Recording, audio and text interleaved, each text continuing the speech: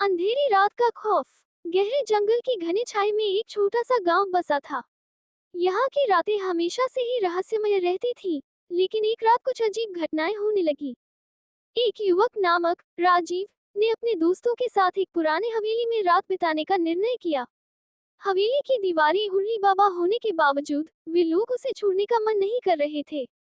रात के अंधकार में वे बैठकर भूतिया किस्से सुन रहे थे।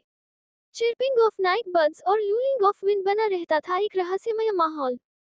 धीरे धीरे राजीव को एक अजीब सी आवाज सुनाई दी, रोने की आवाज, खुले बाल और ठंडे हवेली के कमरे में एक अजीब सी रोशनी। राजीव के दिल की धड़कनें बढ़ने लगी, लेकिन उसने अपने दोस्तों के साथ उसी कमरे में धारा बनाए रखने का निर्णय किया। एक हड्डी की आवाज के साथ दरवाजा खुद ही बंद हो गया और कमरे की रोशनी भी बढ़ गई। राजीव और उसके दोस्त बिना किसी के होते हुए एक अजीब सा साया महसूस करने लगे। तभी एक राजदार बढ़ते हुए कहने लगा, तुम यहाँ कैसे आए हो? ये तुम्हारा यहाँ का स्थान नहीं है। राजीव ने देखा कि एक पुराने वक्त की छाया उनके सामने खड़ी थी, जिसने कभी हवेली का मालिक रहा था। मालिक ने मुस्कुराकर कहा, तुम लोगों ने मेरी यह हवेली अपनी मस्ती में चुनी है, अब तुम्हें यहीं फंस कर रहना होगा।